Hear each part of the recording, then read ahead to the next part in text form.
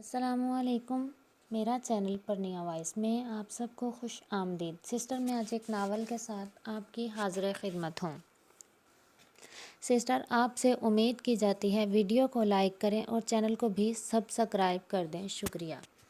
چلیے چلتے ہیں ناول کی طرف، جس کا نام ہے زندگی مسکراہٹ ہے۔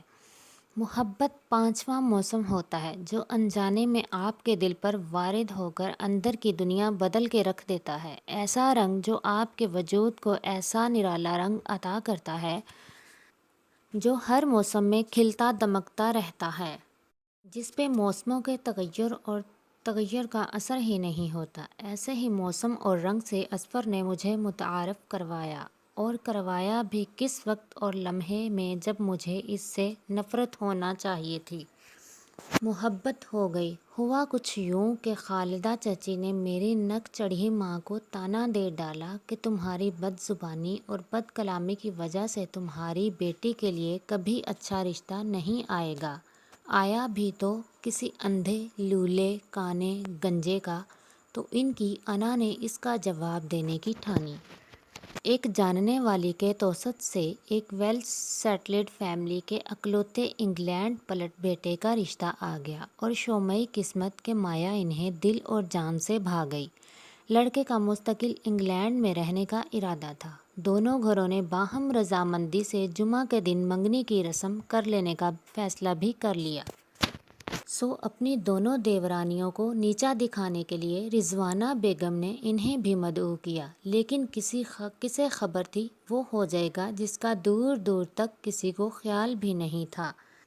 تایا ابا، میں مایا کو دل اور جان سے چاہتا ہوں اور اسے اپنا ساتھی بنانا چاہتا ہوں۔ آپ لوگوں نے یقیناً مایا کے لیے بہتر فیصلہ کیا ہوگا، لیکن اسے ایک ایسے شریک حیات کی ضرورت ہے جو اسے بہتر طور پہ سمجھتا ہو، اس کی پسند ناپسند موڈ کے متعلق جانتا ہو۔ ہوش میں تو ہو تم لڑکے، یہ کیا اول فول بک رہے ہو؟ اصفر کی بات سن کر رضوانہ کا دماغ گھوم گیا تھا۔ میں جو کچھ بھی کہہ رہا ہوں باہوش و حواس کہہ رہا ہوں۔ جتنا میں مایا کو جانتا ہوں، مجھ سے بہتر شریک حیات اسے نہیں مل سکتا، اور اگر آپ لوگوں نے میری بات رد کر کے آج مایا کا رشتہ کہیں اور کر دیا تو یاد رکھیں یہ سلیپنگ پلز کھا کے میں اپنی زندگی کا خاتمہ کر لوں گا۔ ایسی ضد اور ہٹ دھرمی والے انداز میں اصفر کو سب نے پہلی مرتبہ دیکھا تھا، جس سے سب گنگ تھے، جبکہ لڑکے والوں نے منگنی کرنے سے معذرت کر لی۔ اب سوچ بچار کا تو وقت ہی نہیں تھا، سو سب بڑوں نے وہیں بیٹھے اگلے جمعہ کو مایا کی منگنی اصفر سے کر دینے کا فیصلہ کر لیا تھا۔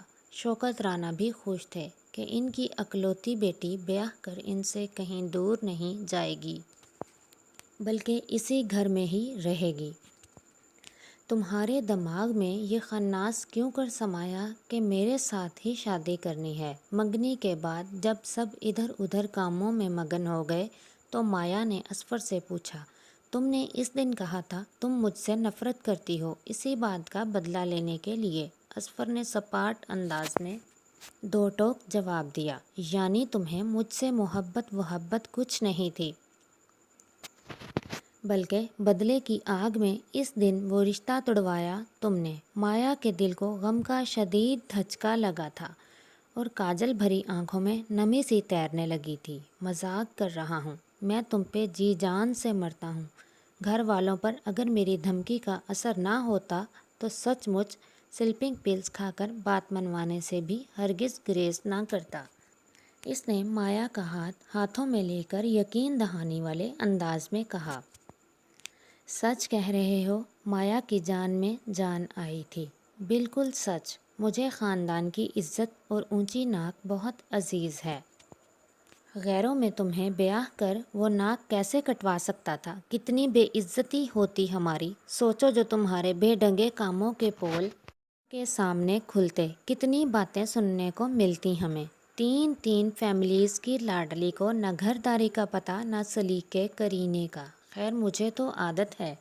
اگر وہ انگلینڈ پلٹ شاید پاگل ہو جاتا تمہیں سمجھنے کے چکر میں، اصفر نے سنجیدگی طاری کرتے ہوئے کہا۔ مایا منہ پھلا کے رخ موڑ کے بیٹھ گئی۔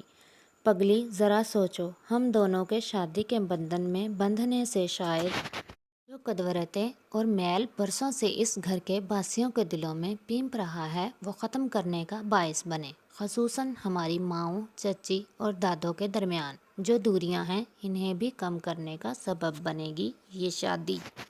آپس میں رشتوں کی نوعیت بدلی تو شاید دل بھی بدل جائیں اور مستقبل میں کیا پتہ رانا ولا پیار محبت کا ایک گہوارہ بن جائے۔ اس لمحے دور کی کوڑی لایا تو بھی مایا کے موڈ میں فرق نہ آیا۔ یعنی مجھ سے شادی کرنے کا واحد ریزن بڑوں کے دل جوڑنا ہے تمہارے نزدیک۔ وہ نروٹھے پن سے بولی، تمہیں خبر ہے کیا تم میرے لیے کیا ہو؟ محبت ہو، عبادت ہو، نور نظر میرے دل کی تراوٹ ہو، تم ہی ہو میری زندگی، لبوں کی مسکراہٹ ہو، اگر تم جو یقین کر لو تو اتنا ہی کہوں گا میں، اے جانے جہاں تو روح و جاں کی سجاوٹ ہے، اگر تم ہو سنگ میرے تو زندگی مسکراہٹ ہے۔ اصفر نے نرم لہجے میں نظم سنائی تو ایک ایک لفظ کی مٹھاس مایا کو اپنی روح میں اترتی ہوئی محسوس ہونے لگی۔ اس نے فقط مسکرا کر اس کی محبت کا خیر مقدم کیا تھا۔ یقین کے ہزاروں دیے اس لمحے اس کی آنکھوں میں چھلکتے ہوئے واضح دیکھے جا سکتے تھے۔